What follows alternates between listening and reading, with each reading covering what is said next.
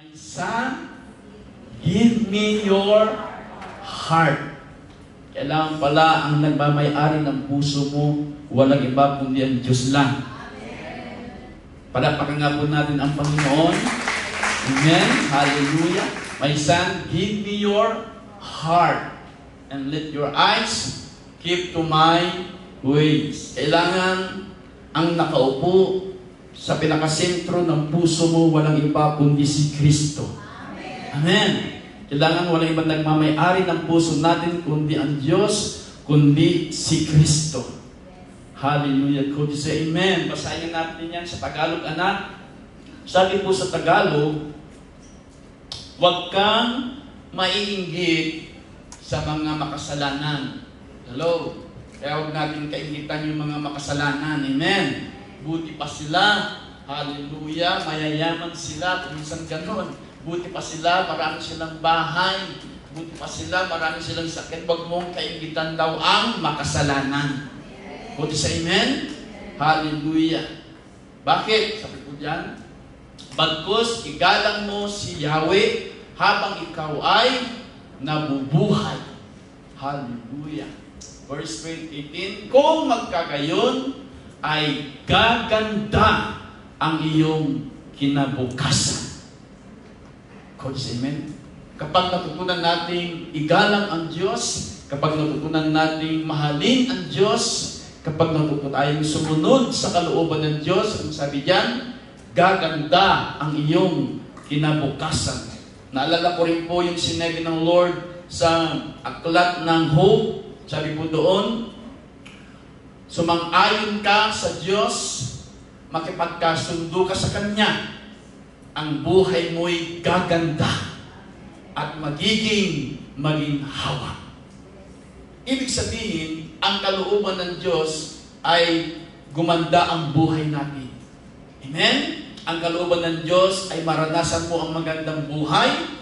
Ang kalooban ng Diyos ay maranasan mo ang magandang pamilya. Ang kalooban ng Diyos ay maranasan mo ang magandang trabaho. Ang kalooban ng Diyos, maranasan mo ang magandang negosyo. Ang kalooban ng Diyos, maranasan mo ang magandang hanap buhay. Walang ibang iniisip ang Diyos kundi yung ikagaganda ng buhay natin. Palapakan nga po natin ang Panginoon. Hallelujah. Sabi mo sa kanan mo, gaganda ang buhay mo. Amen. Sabi mo ulit, gaganda ang buhay mo sa taong ito ng 2021. Amen. Kailangan lagi natin sinasabi, Lord, salamat sa iyong salita.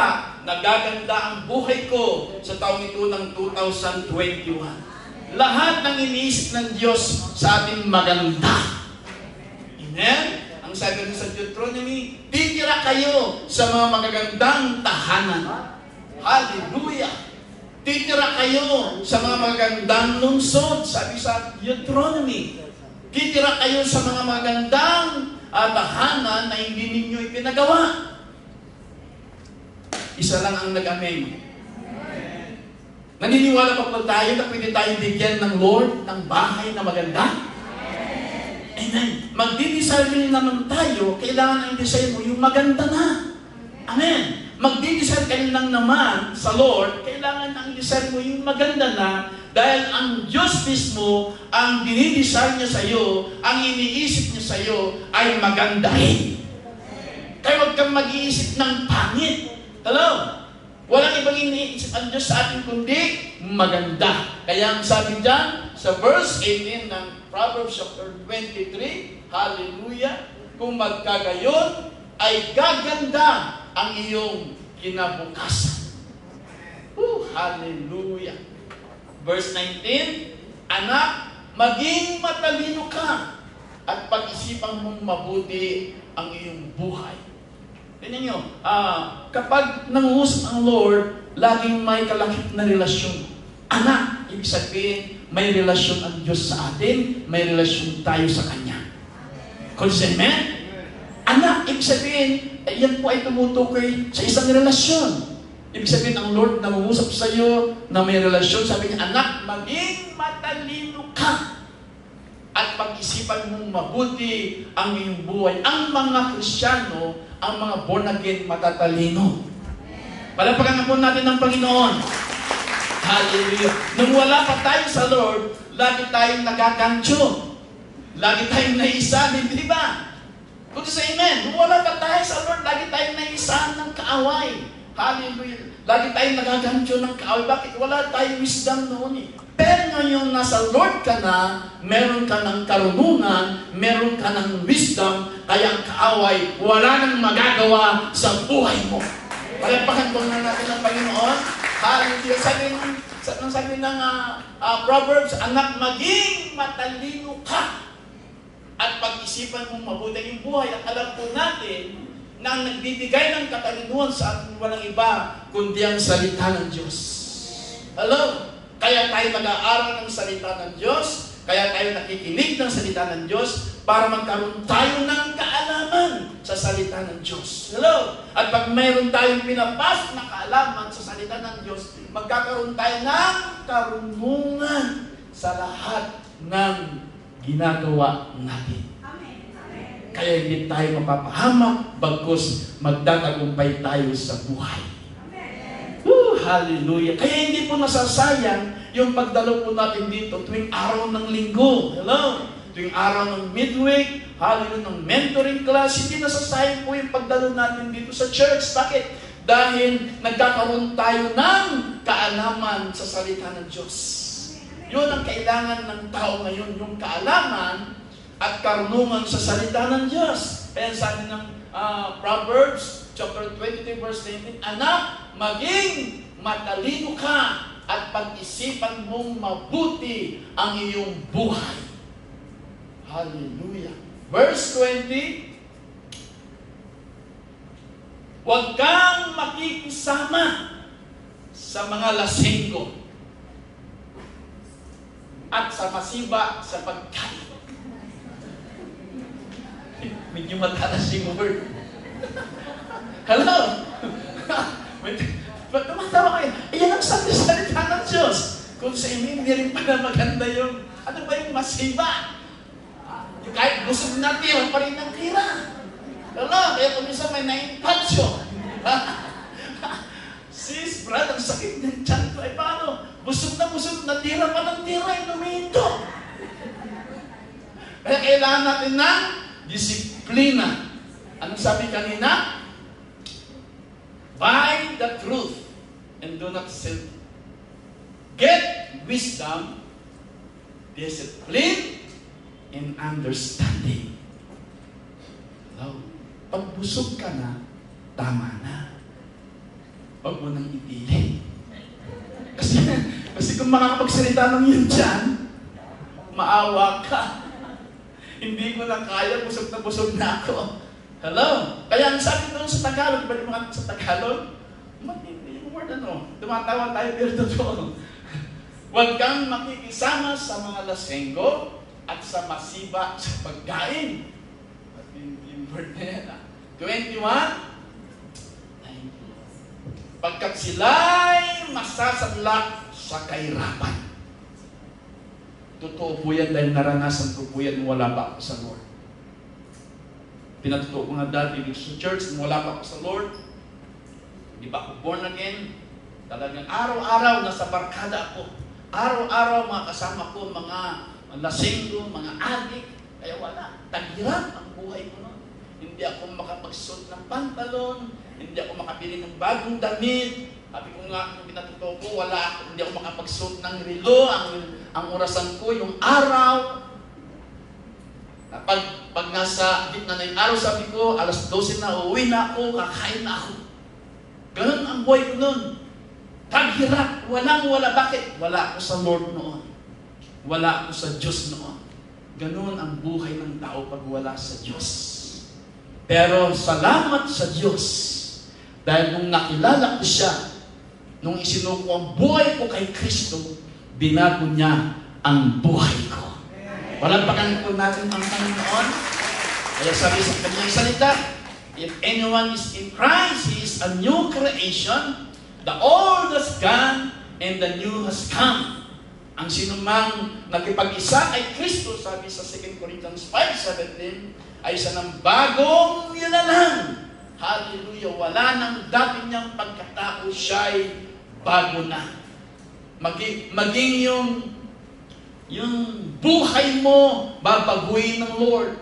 Maging yung pananalita mo, babaguhin ng lahat ng aspeto ng buhay natin, lahat ng area ng buhay natin. Kapag isinukunat ng buhay natin ni Kristo, babaguhin niya lahat.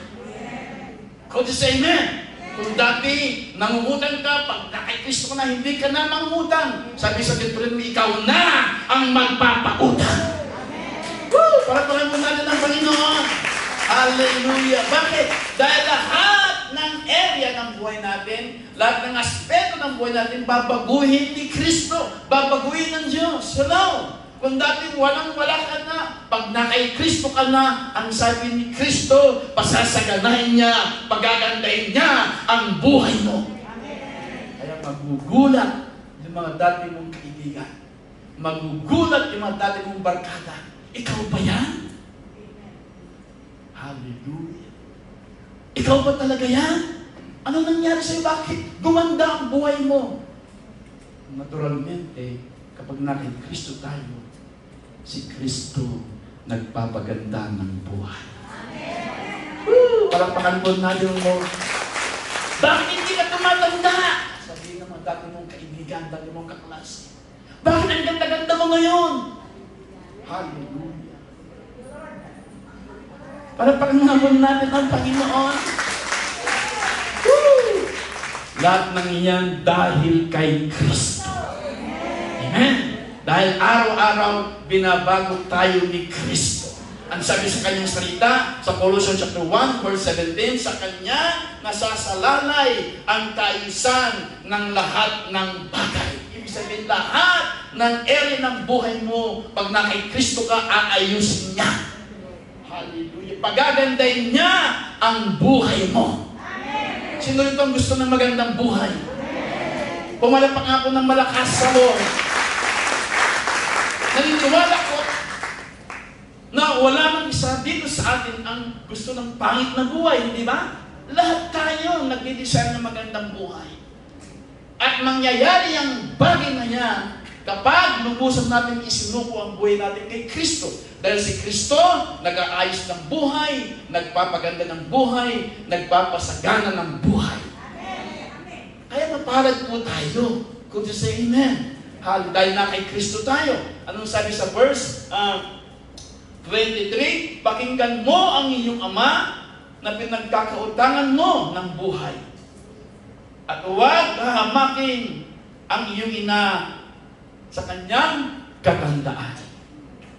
Kailangan kahit na nagkakaedad ng ating mga magulang, kailangan yung respeto natin sa kanila. Yung paggalang natin sa kanila, hindi po nagbabago. Amen? Alam niyo po ba ang sekreto para maranasan po natin ang magandang buhay, maranasan po natin ang long life? Ang sekreto po ay nasa pagpapasakop natin una sa lahat sa Diyos, pangalawa sa ating mga magulang. Dahil sabi sa Ephesians chapter 1, Ephesians chapter 6, verse 1 to 3, basahin natin sandali, anak. Halitin niya po yung pangako ng Lord dito. Sa Ephesians chapter 6, verse 1 to 3. Mga anak, sundin ninyo ang inyong magulang. Yun ang sabi sa Proverbs kanina. Hanggang sa pagtanda ng ating mga magulang, sabi doon, kailangan nirespeto natin sila. Bakit? Dahil may pangako ang Lord. Sabi niya, mga anak, sundin ninyo ang inyong magulang. Magpasakop kayo sa inyong mga magulang. Alang-alang sa Panginoon, sapagkat ito ang nararapat. Verse 2, igalang mo ang iyong ama at ina. Ito ang unang utos na may kalakip na pangako. Ganito ang pangako. Verse 3, ikaw ay giginhawa. Ito yung isang bagay na hindi ko nagawa noon dahil wala pa ako sa Lord. Kaya ang laking pagsisisi talaga. Sabi ko, kung naborn again ako ng maaga kako, ginawa ko itong bagay na ito. At lalawig ang iyong buhay rito sa lupa. Kapag natutunan nating igalang, irespeto, mahalin ang ating mga magulang, ang sabi niya, ikaw ay giginhawa. At lalawig, ano yun? At hahaba ang iyong buhay rito sa lupa. Palakpakan nga po tayo. Kaya habang may mga magulang pa tayo, kailangan matutunan natin silang irespeto. Magpasakop ka sa iyong magulang, irespeto mo ang iyong magulang, mahalin mo ang iyong magulang, dahil kapag nawala na ang magulang, doon mo malalaman na mahalaga pala ang magulang. Nung wala na akong magulang, doon ko naunawaan at nalaman na mahalaga pala ang mga magulang. Dahil sanggol pa na ako, namatay na ang father ko, at nung namatay ang mother ko, nung nasa Middle East ako, pag-uwi ko ng Pilipinas, namatay na siya, doon ko naunawaan at nalaman ang kahalagahan ng magulang. Kapag wala na ang isang bagay, doon mo palang maunawaan na malaga. Kaya habang may mga magulang pa tayo, respect your parents. Obey your parents. Submit to your parents. Bless them. Kung sa amen. Pag may trabaho ka na, sumasahod ka na, pagpalain mo yung magulang mo. Honor your parents. Bakit yun ang susi para maranasan natin ang masaganang buhay at mahabang buhay. Palakpakan po natin ang Lord. Hallelujah! Kaya mapapalad po yung may mga magulang pa. Kung sa amen, habang buhay pa yung magulang mo, i-bless mo siya, mahalin mo siya, sundin mo siya, dahil pagdating ng araw, magiging magulang ka rin. At kung ano yung itinanim mo sa magulang mo, aanihin mo pag naging magulang ka rin. Hello! Yun ang sabi sa salita ng Diyos. Kung ano ang itinanim natin, aanihin natin. Kaya kung ano yung itinanim mo sa magulang mo, habang binata ka pa, dalaga ka pa, pag nag-asawa ka, pag naging magulang ka, aanihin mo lahat yun. Pag sinasagot-sagot mo ang magulang mo, ngayong binata ka, ngayong dalaga ka, hindi tayo pagpapalan. Nanahimik, parang nabumabang anghel. Lahat ng ginagawa natin sa magulang natin, pagdating ng araw at naging magulang na tayo, aanihin natin lahat yan. Kaya ngayon pa lang, mag-invest ka na sa magulang mo. Palakpakan pa natin ang Lord. Hallelujah! Dahil aani ka pagdating ng araw. Could you say amen? Anong sabi dyan? Sa verse 23, hanapin mo ang katotohanan, hallelujah, kaalaman at unawa. Pahalagaan mo ang mga ito at huwag pabayaang mawala. Ang Ama, sabi ko dyan, sa verse 24, hallelujah, ng taong matuwid ay tigib ng kagalakan. Ipinagmamalaki ng Ama ang anak na matalino. Kaya alam niyo po, yung mga magulang, tuwan-tuwa sila kapag ang mga anak nila ay pinagpapala ng Lord. Alam mo, anak ko yan. Alam mo, anak mo matalino yan. Alam mo, anak mo yan, masunurin yan. Tuwang-tuwa ang mga magulang. Could you say amen? Verse 25, thank you, Lord. Sikapin mong ikaw ay maging karapat-dapat ipagmalaki ng iyong mga magulang at madudulutan mo ng kaligayahan ang iyong ina. Kailangan kahit anong mangyari, magtapos ka ng pag-aaral. Hello? Kailangan kahit anong mangyari, magpatuloy ka naglilingkod sa Lord kasi walang ibang kagalakan ng magulang ko kundi yung makita niya na pinagpapalang kang anak. Verse 25, sikapin mo. Verse 26, last verse tayo, dito tayo magpo-focus. Anak, makinig kang mabuti sa akin. Tularan mo ang aking pamumuhay. Sabi sa NIV, my son, give me your heart and let your eyes keep to my ways. Bakit interesado ang Diyos sa puso natin? Bakit hindi niya sinabing, my son, give me your talent? Hindi niya sinabi yun. My son, give me your gift. Anong sinabi ng Lord? My son, give me your heart. Bakit yung puso natin ang hinihingi ng Lord sa atin? Bakit interesado ang Diyos sa puso natin? Hallelujah. Ang puso natin ang pinakasentro ng ating buhay. Hindi ba?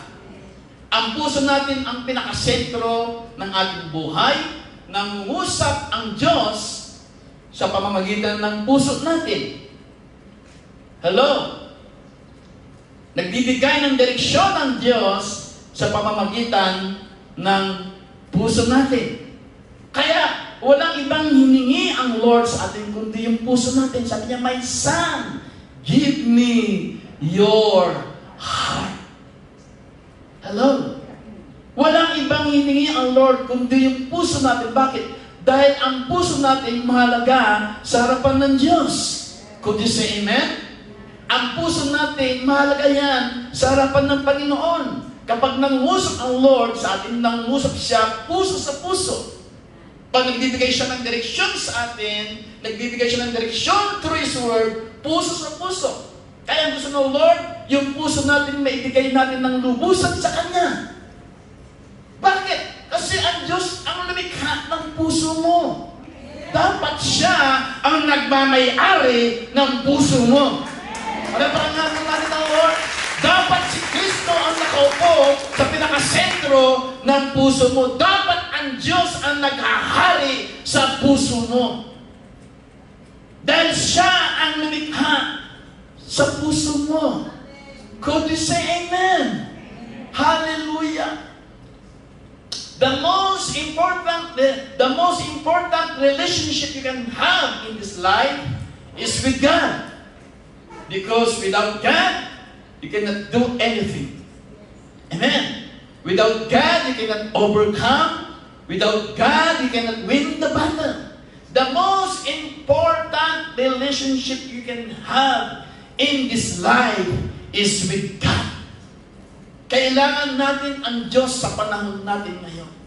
Could you say amen? Kailangan po natin ang Diyos sa pamilya natin. Kailangan natin ang Diyos sa bawat ginagawa natin. Kaya walang ibang pinakamahalaga na dapat tayo magkaroon ng relasyon sa panahon natin, kundi magkaroon tayo ng isang malalim na relasyon sa Diyos.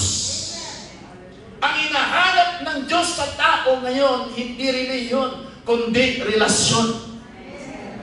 Hello? Bakit hindi tayo may ligtas ng relihiyon natin? Hindi tayo pwedeng bigyan ng tagumpay ng relihiyon natin. Ang makapagliligtas lang sa atin at makapagdadala sa atin sa kaharian ng Diyos ay yung personal na relasyon natin sa Diyos sa pamamagitan ni Kristo Jesus. Could you say amen? Ang sineselebrate ng mundo ngayon, iba. Hello? Pero walang ibang pinakamalaga sa araw na ito, kundi ang Diyos. Dahil siya ang lumikha sa atin, siya ang lumikha ng puso natin. Could you say amen? Hallelujah. Kaya ang sabi sa John 14:21, kasi binibigay mo ng diin ng Lord yung relationship. Maraming tao, maraming Kristiyano, kilala nila si Kristo. Pero wala silang personal na relasyon kay Kristo.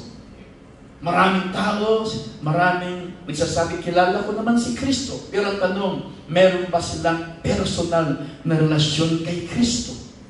Ang hinahanap ng Lord sa atin ay relasyon. Kaya sabi niya, my son, give me your heart. Ibig sabihin, nangungusap ang Lord sa atin bilang anak. Bakit tayo may relasyon tayo sa Kanya, may relasyon siya sa atin. Kaya sabi sa John 14:21, ang tumatanggap sa mga utos ko, sabi ng Lord, at tumutupad nito, ang siyang umiibig sa akin.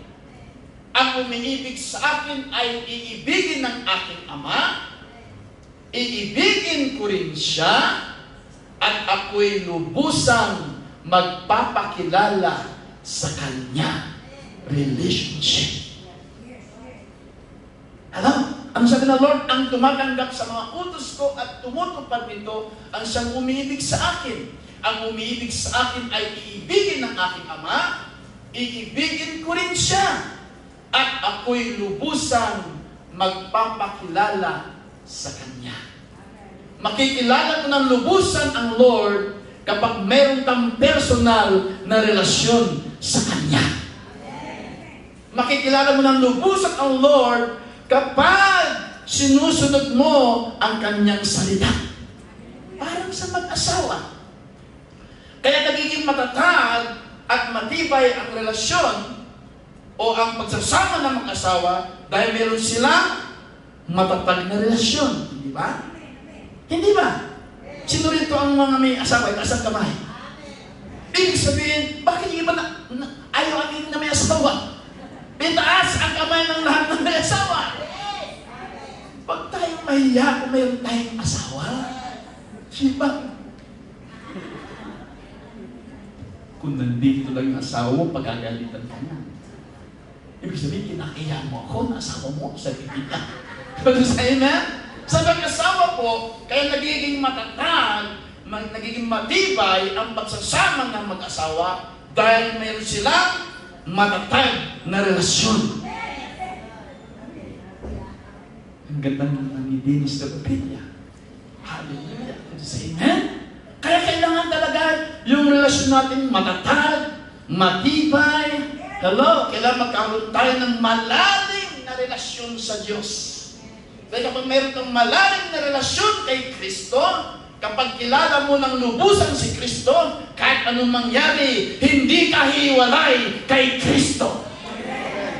Dahil kilala mo siya. Hello? Kilala ko ang Lord. Sabi niya, hindi niya ako iiwan, ipapabayaan. Amen?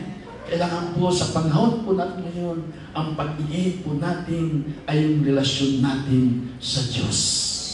Yung relasyon natin kay Kristo.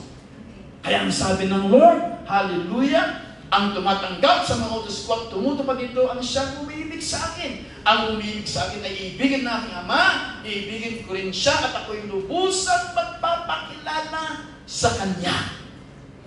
Hallelujah. Kaya napakahalaga po ang relasyon natin sa Panginoon. Kailangan ingatan po natin yung relasyon natin sa Panginoon.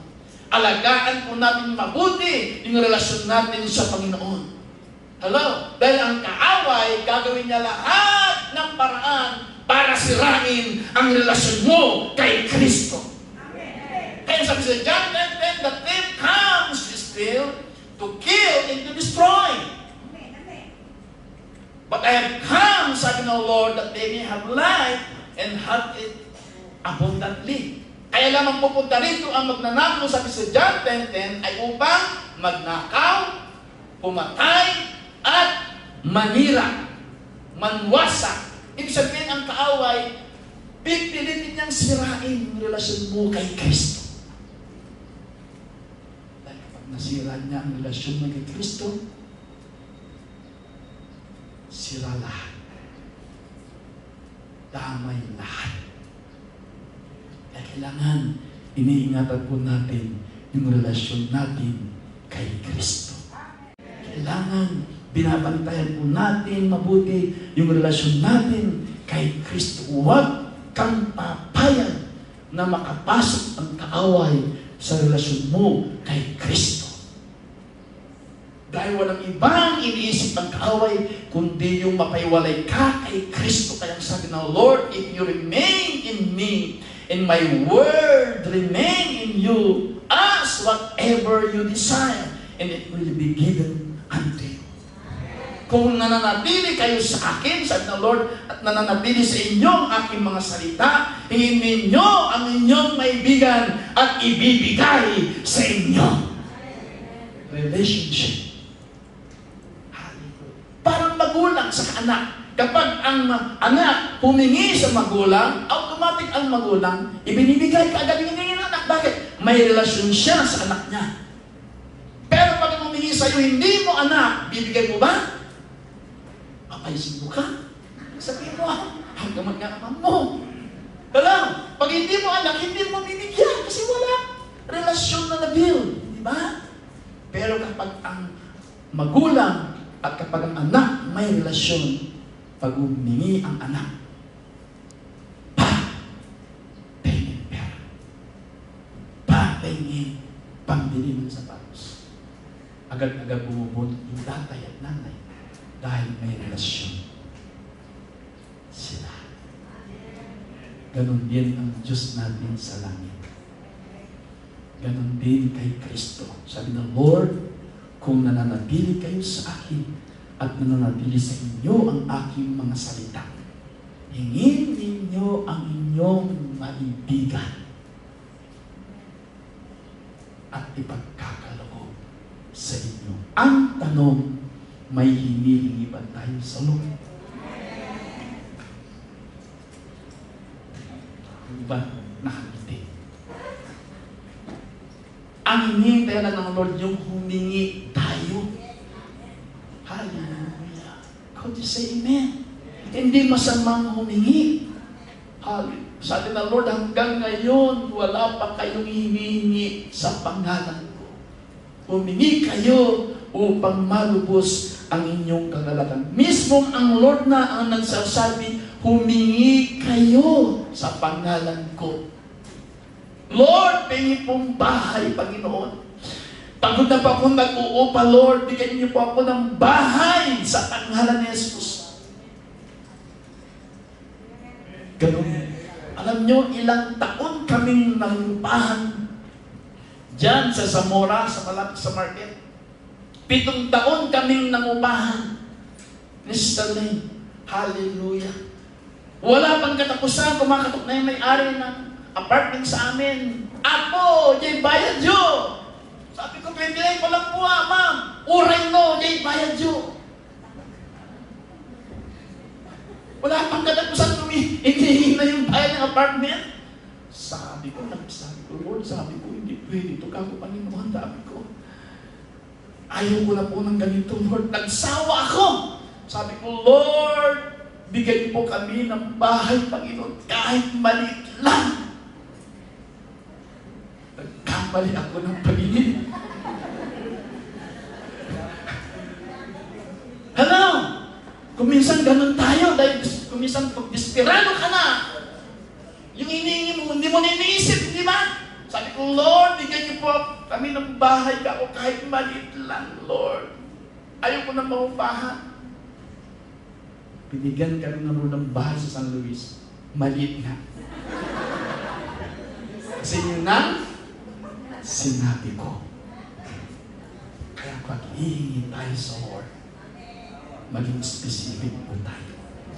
Pag hihingi tayo sa Lord, humingi ka na ng maganda, ng malaki. Pagkamali po ka. Binigyan kami ng Lord ng ating San Luis ng bahay. Maliit na. Ganito lang kalaki, ganyan. Nandoon ang kusina, nandoon ang CR. Totoo yan. Hindi po ako nagbibiro. Nandoon ang salas. Ang bintana namin, sako. Kasi ang hiningi ko kasi maliit. May naman tayong nakukuha. Kaya humingi ako ulit sa Lord. Pero ang kagandahan, ang Diyos ay mabuti. Amen? Dahil sa kabutihan ng Diyos, Dahil sa biyaya ng Diyos, unti-unting lumaki, unti-unting napagawa hanggang sa naging second floor. Palapakan po natin ang Lord. Yun ang kagandahan at kabutihan ng Diyos. Pero naging aral sa akin yun. Sabi ko, nagkamali ako doon na.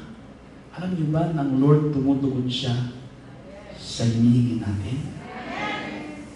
Amen. Kaya pag hihingi ka rin lang naman, lakihan mo na. Hello? Lord, bigyan po at tingin po bahay, Lord, na maganda, na malaki, na may titulo. Hello? Kailan pag humingi ka, specific ka. Kasi ang Diyos, nakikinig siya sa sinasabi natin. Could you say amen? Kaya sabi sa Deuteronomy, titira kayo sa mga magagarang tahanan. Pero bang iniisip ng Diyos sa atin, magagara? Ano ba yung magagara? Magaganda, malamansyon. Pero iniisip natin, maliliit. Hindi ba? Totoo, di ba? Lord, bigyan niyo po kami kahit maliit lang na bahay. Lord, bigyan niyo po kami kahit maliit lang na negosyo. Puro maliit ang hinihingi natin.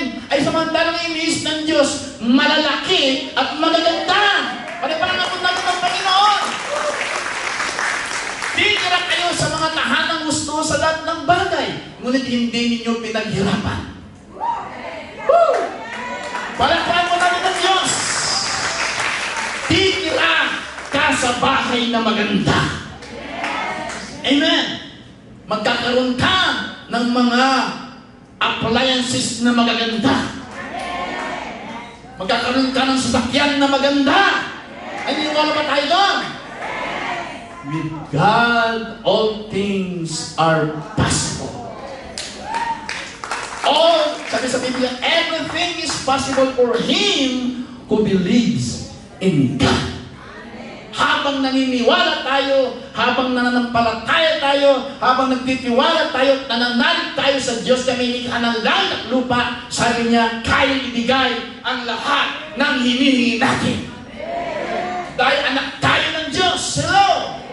May relasyon tayo sa Diyos. Kaya sabi kanina, if you remain in me, my words remain in you, ask whatever you desire, and it will be given to you. Hallelujah. Amen. Ephesians 3:20, our God is able. Naniniwala ba kayo na kaya tayong pagpalain ng Diyos? Now to Him who is able to do immeasurably more than all we ask, lahat ng hiningi mo. Or imagine, according to His power that is at work within us. Our God is able. Could say amen. My God is able to bless me a brand new house. Ganun dapat ang pananaw natin. Amen? My God is able to bless me and prosper with a brand new car. Naniniwala po ako at nananampalataya po ako na bibigyan ako ng Diyos ng bagong sasakyan. Pag sa inyo, walang imposible sa Diyos. Hallelujah. Lahat ng desire ng puso natin na ayon sa kanyang kalooban, ibibigay niya. Pwede kanyang pagpalain ng magandang bahay, malaking bahay, pwede kanyang pagpalain bagong sasakyan, depende sa pananampalataya mo. We must increase our faith unto the Lord. Amen. Palapakan po natin doon sa isang nag-amen. Without faith, cannot please God. Tumutugon ang Diyos sa atin ayon sa ating pananampalataya. Kaya sabi sa Hebrew 11:1, tayo din pananampalataya. Kung nagtitiwala tayo, mangyayari ang mga inaasahan natin. Ang tanong, may inaasahan ba tayong mangyayari sa buhay natin? Kung sa amen, Hebrew 11:1, sabi doon, tayo may pananampalataya, tayo may pananalig, kung mangyayari ang inaasahan natin.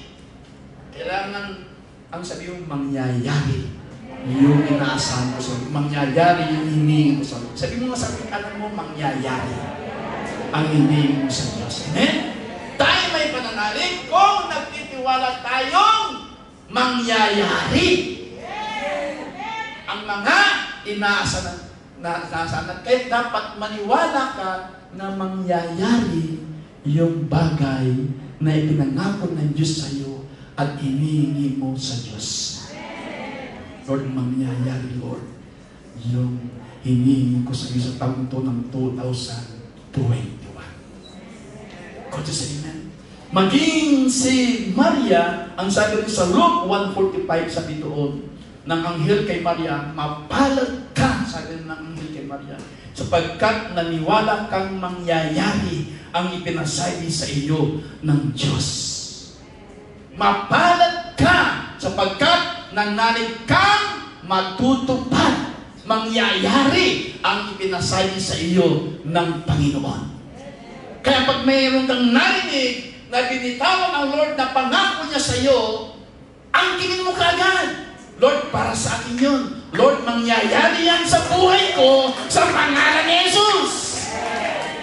Kaya niyo po, ang sabi ng anghel kay Maria, mapalad ka sapagkat nanalig kang matutupad ang ipinasabi sa iyo ng Panginoon. Bakit? Dahil nung dinalaw ng anghel sa Maria, sabi ng anghel sa kanya, ikaw ay maglilihi at manganganak ka ng isang lalaki at siya maging tagapagligtas ng buong Israel. Sabi ni Maria, doon sa anghel, mangyari po ang sinabi niyo ayon sa inyong salita. Inagrian ni Maria yung sinabi ng Lord sa kanya. Kaya pag may sinasabi ang Lord sa atin, kailangan agrian natin. Ay, imposible dahil pandemic, pastor. Ay, imposible dahil pastor, krisis ka. Walang mangyayari pag ganon. Ang reaction natin, hello? Pag meron po tayong narinig na specific word ng Lord, pag nagrema yung sa heart mo, agreean mo kaagad. Lord, nananampalataya ko, Panginoon. Naniniwala ko, Panginoon, Lord, na mangyayari, Lord, yung pangako mo at salita mo sa buhay ko sa taong ito ng 2021. Hallelujah. Palakpakan nga po natin ito. Hallelujah. Thank you. Dahil, sabi ko, sabi ng Lord kanina, ang Diyos nangungusap siya sa atin, puso sa puso. Kasi pag dito mo nang inalagay, wala. Pag narinig mo sa kanang tenga, lalabas mo lang sa kaliwang tenga. Pag pinasok mo lang sa isip, makakalimutan mo. Kailangan papasukin mo sa puso mo. Amen? Bawat salita ng Diyos na narinig natin, bawat pangako ng Diyos na narinig natin, paniwalaan natin, angkinin natin, hallelujah, at ang sabihin natin, mangyayari, Lord, ang pangako mo sa akin sa iyong salita. Inagrian ko, Panginoon, ang pangako mo sa akin sa pamamagitan ng salita. Lord, naniniwala ko na walang imposible sa iyo, Panginoon. I believe, Lord, that with God, all things are possible, and I believe that my God is able to bless me. Kaya pangako natin ng Panginoon. Kaya nangyari, yung pangako ng Lord kay Maria, bakit inagrian niya? Kaya napakalaga po ng ating tinatawag na relasyon sa Diyos. Okay, sabi po dito, why does God want our hearts? Sabi doon sa Proverbs chapter 23 verse 26, my son, give me your heart. Why does God want our hearts? There are some reasons why God wants our hearts. Number one, He wants our hearts in order to exchange them. Number one, He wants our hearts in order to exchange them. Ang sabi sa Ezekiel chapter 36 verse 26, I will give you a new heart and put a new spirit in you. I will remove from you your heart of stone and give you a heart of flesh. I will give you a new heart. Kaya sabi kanina, why does God want our hearts? Dahil ang sabi doon, He wants our hearts to exchange them. Ang gusto ng Lord, palitan niya yung dating puso natin. Hello? I will give you a new heart. Ang gusto ng Lord, bagong puso. Yung pusong marunong makinig sa Diyos, yung pusong marunong magpakumbaba sa Diyos, yung pusong marunong sumunod sa Diyos, yung pusong marunong magtiwala at manalig sa Diyos. Yun ang puso na gusto ng Lord sa atin. Hello? Kaya ang sabi niya, I will give you a new heart and put a new spirit in you. I will remove from you your heart of stone and give you a heart of flesh. God wants to change our heart for a new one. Hello? Hallelujah. Ang sabi sa Tagalog, tingnan natin yan sa Tagalog, Ezekiel chapter 36 verse 26 Tagalog. Maganda yan sa Tagalog. Hallelujah. Ang lamig kanina, biglang uminit. Bibigyan ko kayo ng bagong puso. Sabihin natin, bagong puso. Ang kailangan ng Diyos sa atin, ngayon, bagong puso. Hello? Bibigyan ko kayo ng bagong puso at bagong espiritu. Ang masuwayin ninyong puso, bakit papalitan ng Diyos yung dami nating puso? Dahil lang yung bluma nating puso, sabi natin, masuwayin. Ayaw sumunod sa Diyos. Ayaw magpasakot sa Diyos. Ayaw tumanggap sa Diyos. Kaya sabi ng Lord, bibigyan niya tayong bagong puso. Ang masuwayin ninyong puso ay gagawin kong masunurin. Hallelujah. Yun ang hinahanap ng Lord sa atin. Yung pusong masunurin. Para pakanga po natin ang Panginoon. Hallelujah. Thank you, Lord, for your word. Hallelujah. So maliwanag po na ang gusto ng Panginoon, yung bigyan niya tayo ng bagong puso. Yung pusong marunong magpakumbaba sa kanyang harapan, yung pusong marunong tumanggap ng kanyang salita, yung pusong marunong tumanggap ng kanyang direksyon, yung pusong marunong sumunod sa kanya at maglingkod sa kanya. Yun ang hinahanap ng Lord sa atin. Kaya sabi niya, my son, give me your heart. Walang ibang hiningi ang Lord sa atin kundi yung puso natin. Hindi niya sinabi, my son, give me your gift. Give me your properties. Hindi. Give me your talent. Give my son, give me your strength. Hindi ka na nang hiningi ng Lord. Sabi niya, my son, give me your heart. Ibig sabihin, interesado ang Lord sa puso natin.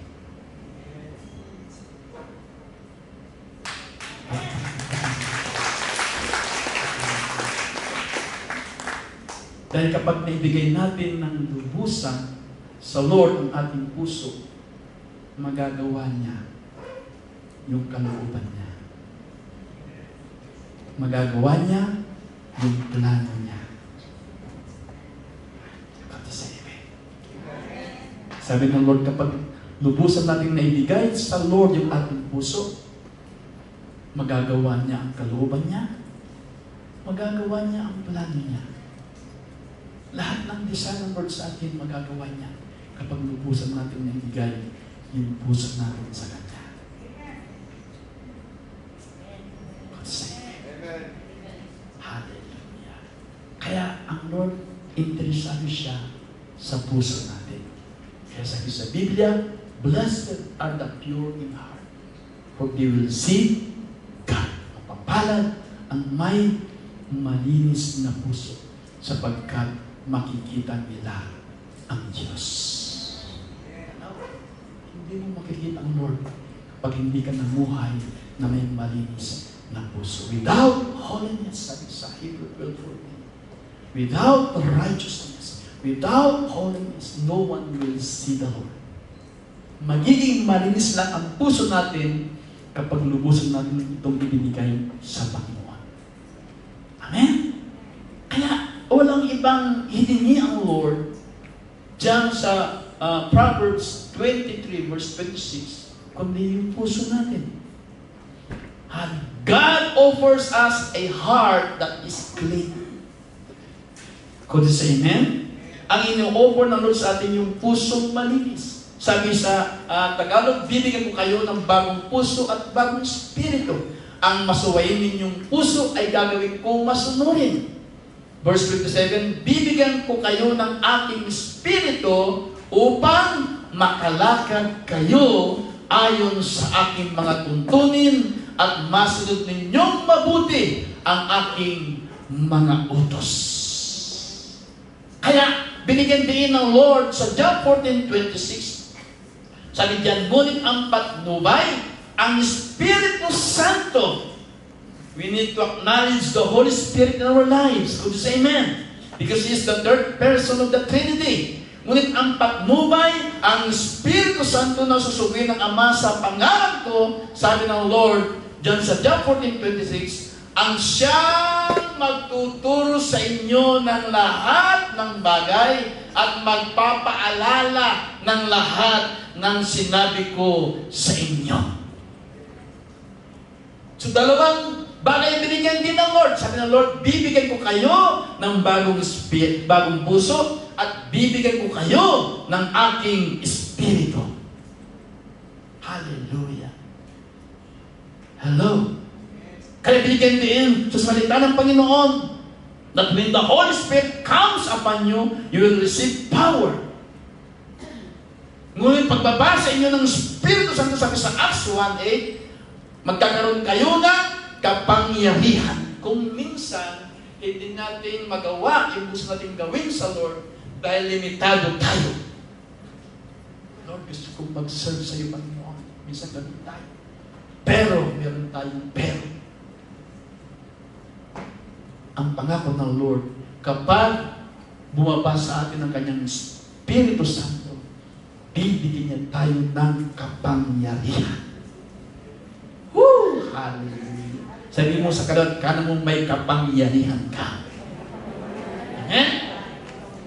May kapangyarihan ka para umangat sa buhay. May kapangyarihan ka para maglingkod sa Diyos. May kapangyarihan ka para sirain lahat ng gawa ng kaaway sa buhay mo. May kapangyarihan ka. Hello!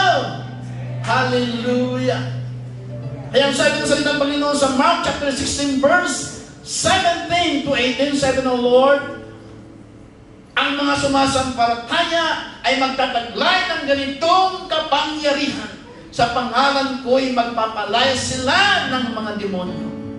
At gagaling ang bawat sakit na mapapungan ng kanilang kamay. Kaninong pangalan? Sa pangalan ni Jesus.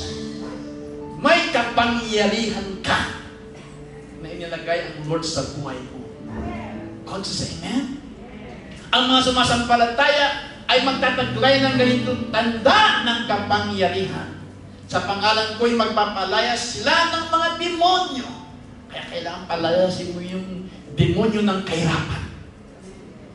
Palayasin mo yung demonyo ng kawalan. Palayasin mo yung demonyo ng sakit, karamdaman sa buhay mo. Because you have the power that comes from above. Could you say amen? Pinapalayas ko ang demonyo ng sakit, karamdaman sa aking katawan. Pinapalayas ko ang demonyo ng kahirapan sa aking pamilya. Pinapalayas ko ang demonyo ng kawalan sa aking pamilya. Sa pangalan ni Jesus na taga-Nazaret. For God said, I am blessed coming in and going out. Oh, hallelujah. God said, I am blessed in the city, in the country. Palayasin natin. Hello. Palayasin mo yung demonyo ng paninira sa buhay mo, sa pamilya mo. You have the power. Amen? Kaya sabi ng Lord sa Ezekiel chapter 36 verse 27, bibigyan ko kayo ng aking spirito upang makalakad kayo ayon sa aking mga tuntunin at masunod ninyong mabuti ang aking mga utos. Hallelujah. Woo!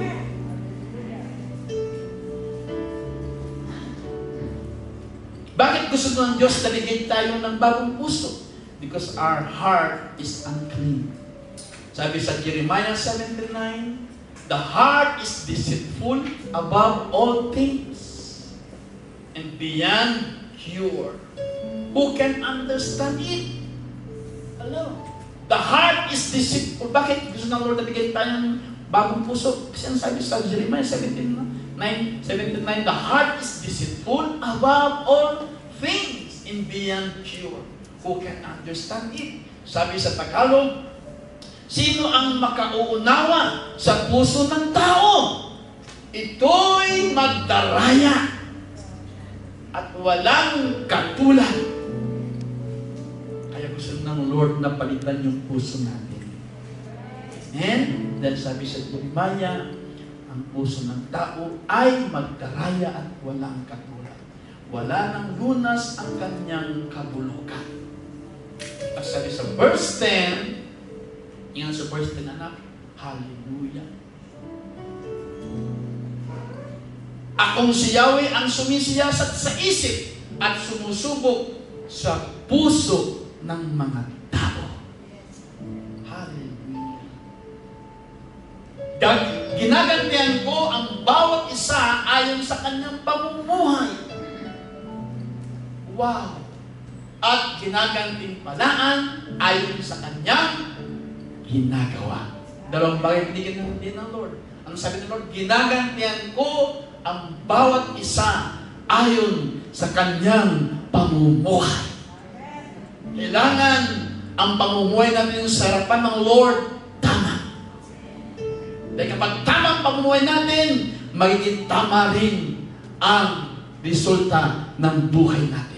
Palagpakan nga po natin ang Lord. Ginagantihan kong bawat sa ayon sa kanyang pamumuhay. Kaya sabi kanina doon sa binasa natin, anak, pag-isipan mong mabuti ang iyong pamumuhay. Tama ba itong pamumuhay ko sa harapan ng Lord? Tama ba itong ginagawa ko sa harapan ng Lord? Pag-isipan mong mabuti ang iyong pamumuhay. Sabi doon sa Proverbs kanina. Bakit? Dahil sabi ng Jeremiah 7:10, ginagantihan ko ang bawat isa ayon sa kanyang pamumuhay. Hello?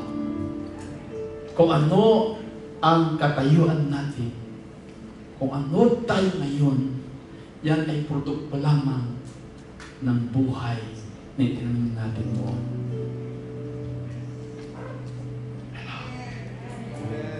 Kung ano tayo ngayon, kung anong kalagayan natin ngayon, yan ay resulta lamang ng pamumuhay na itinanim natin noon. Ginawa natin noon. Kaya pag tama ang pamumuhay natin, pag tama ang pagsunod natin sa Diyos, kapag tama ang pananalig natin sa Diyos, kapag tama ang paniniwala natin sa Diyos ang salita, magiging tama rin ang pamumuhay natin. Palapakan nga po natin. Pero pag mali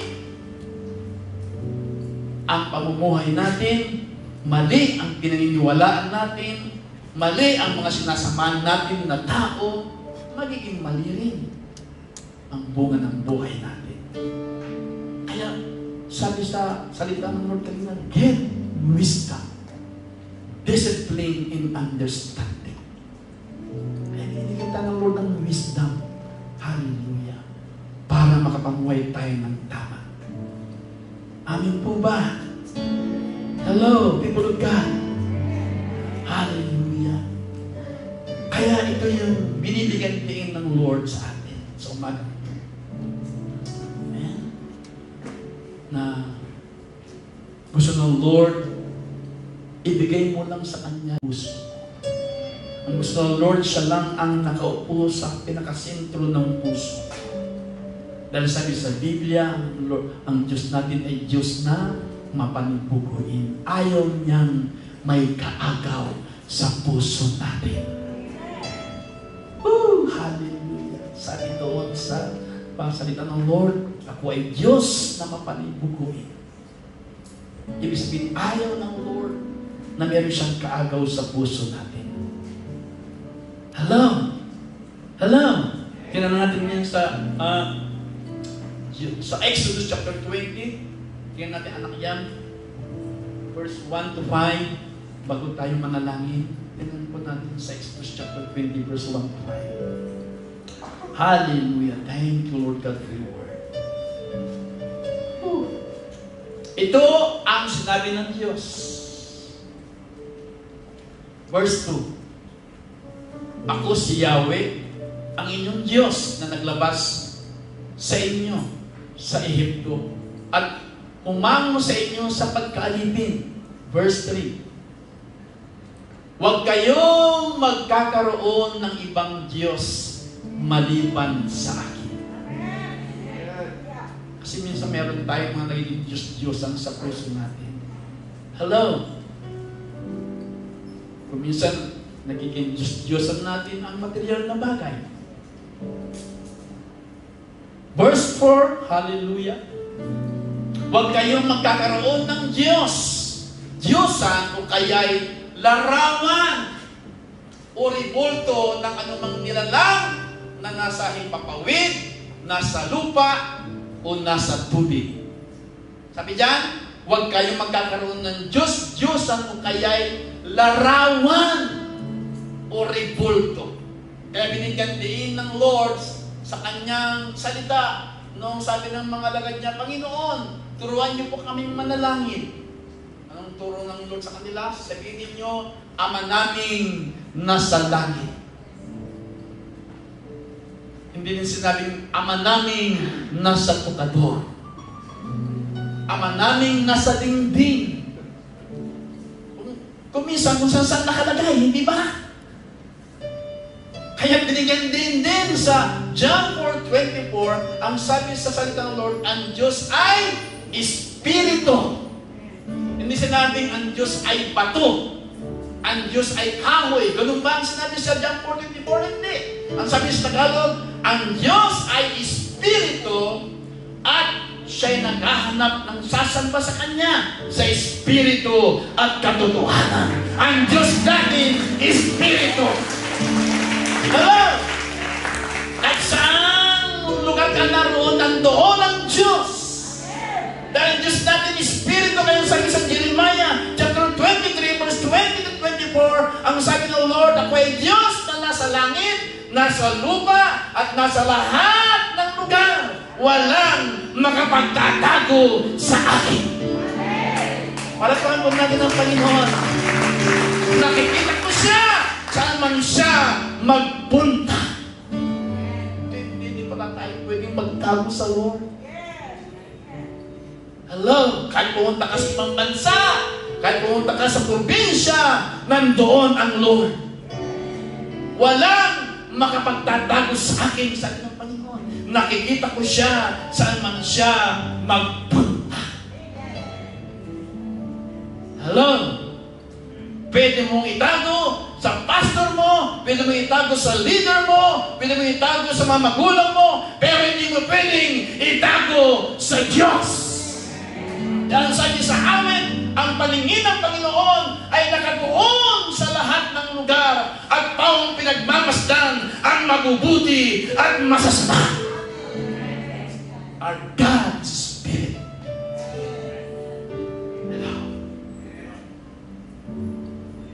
Woo! Hallelujah. Walang makapagtatago sa akin, sabi ng Lord. Hindi tayo pwedeng magtago sa Lord. Ginawa ko yan noon. Tinaguan ko ang Lord. Tinakbuhan ko ang Panginoon. Tumakbo ako sa panawagan ng Panginoon. Nagtago ako sa panawagan ko sa Lord. Pero, hindi ako tinantanan ng Panginoon. Nag-struggle lang ako. Nag-suffer ako. Dinisiplina ako ng matinding disiplina. Kasi tinaguan ko ang Lord. Ayaw ko magpatuloy sa paglilingkod sa Lord. Pero ang Lord mabuti. Amen?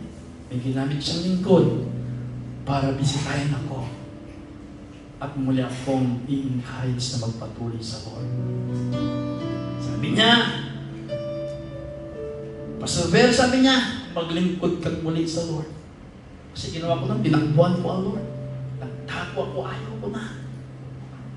Pero, sabi sa Biblia, tayo ang nag-isip, tayo ang nagpaplano, pero ang kalooban pa rin ng Diyos ang mananaig sa buhay natin. Woo! We can make our own plans. Sabi sa Bible, but the final outcome is in the hands of the Lord. Ano?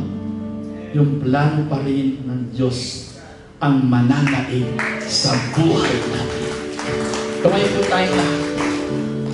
Woo! Hallelujah. God is a good God. Could you say amen? Thank you, Lord. Hallelujah. Why does God want our hearts? He wants our hearts in order to exchange them. Amen? He wants our hearts to empower them. Hallelujah. And He wants our hearts to establish them.